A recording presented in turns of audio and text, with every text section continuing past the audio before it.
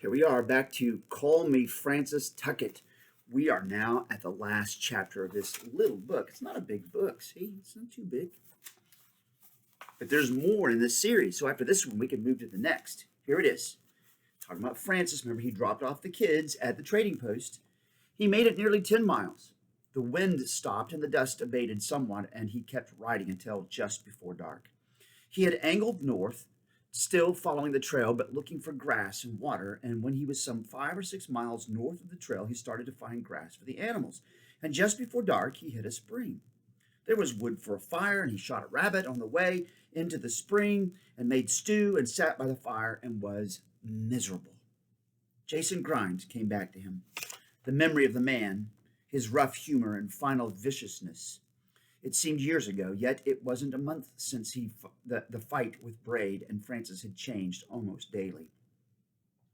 He was nothing like the boy who had started west, and he thought of that, was dismayed to realize he couldn't remember how his mother and father looked, how his sister Rebecca sounded.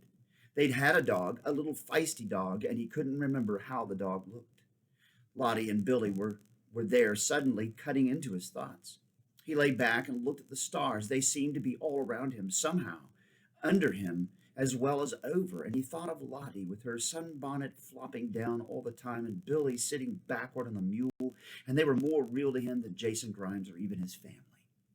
And something the man had said. What was it? Something he had said about Francis working to pay for trade goods. Francis sat up, trying to remember, but it didn't come, and he finally could fight the exhaustion no longer. He made more wood on the fire and took his bedroll and moved back in the grass with his rifle to where a small hummock provided cover and settled in for the night. I am 14, he thought. No, wait, maybe I'm 15. I'm 15, and I sleep on the ground with a rifle, and I am alone in the world, and I am ready to rest.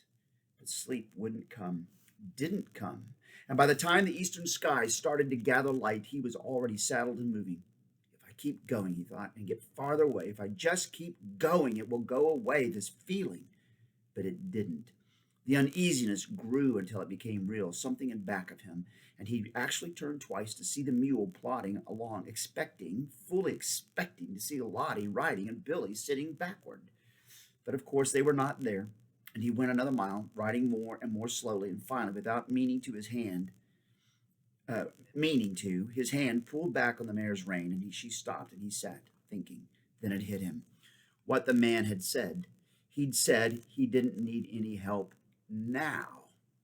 It was a strange way to put it, and Francis remembered how he had pinched the children's arms, how the woman felt them as well.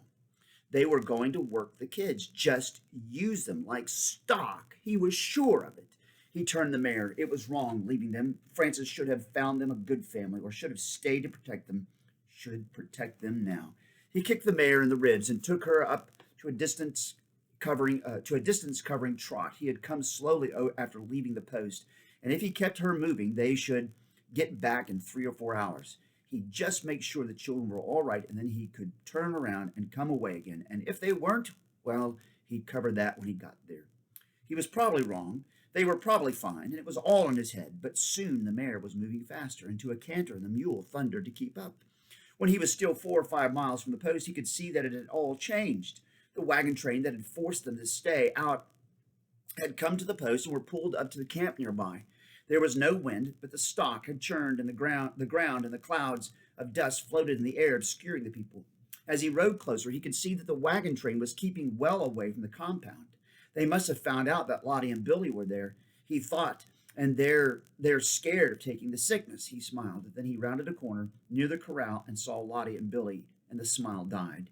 They were each carrying 2 buckets of water. In Billy's case, the buckets looked as big as he was, and he dragged more than carried them. And they were both crying.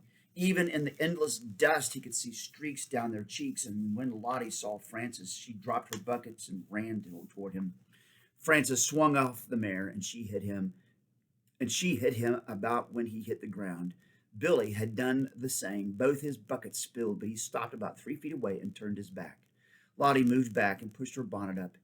It's right good to see you. Time was, I never thought it would be good to see someone again, except Pa, of course, and Ma, but then you went and left us here. What's the matter? Why are you crying? Lottie shook her head. No reason, just happy to see you. He beat us, Billy spoke with his back to Francis. He took a cane rod and he beat Lottie, and when I tried to stop him, he beat me.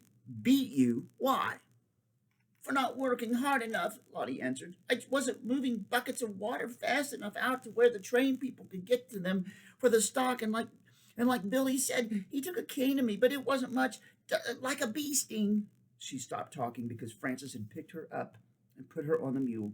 Then he reached for Billy and had him halfway up when a voice stopped him. What you doing with them children? Francis finished, setting Billy on the mule backward and turned.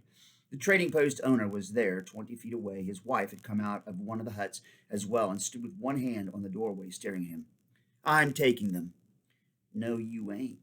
Them are my kids now, and I'll keep them.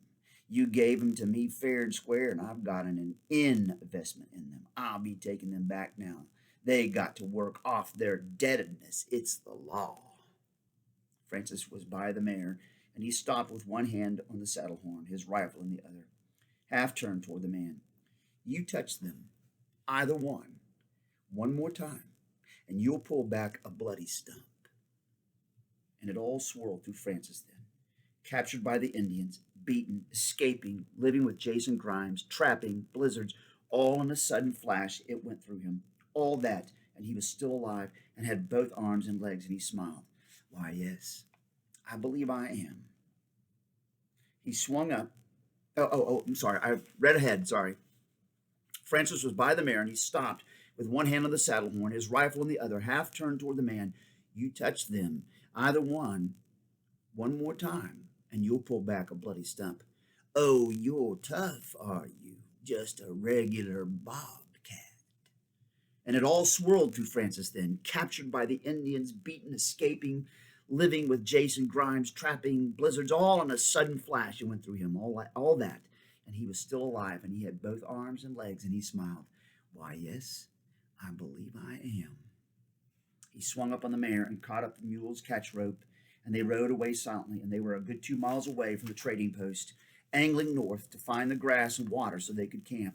Just over 2 miles when it hit Francis. Billy talked, he said to Lottie.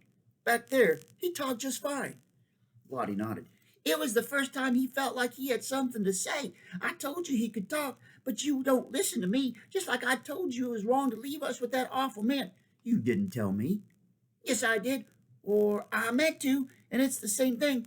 I meant to tell you, and you should have known it. But it doesn't matter no more now, because we're back together, and the whole thing reminds me of the time our neighbor, Lady Nancy, lost all her chickens and thought it was a wolf come to her coop. But it wasn't. It was one of the Mayfield boys. Took them as a joke, except when Nancy found out, she put a load of rock salt in his butt with a shotgun, and he didn't laugh so much. She was something, Nancy. I recollect the time she made biscuits and didn't get the shortening right, and they were so heavy they could sink in water.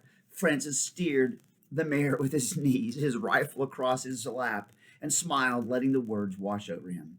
Away from the trading post, there was no dust. The afternoon sun was warm on his back, and the weather looked to stay good for some time. He had no plans other than to keep moving west and no hurry to get anywhere.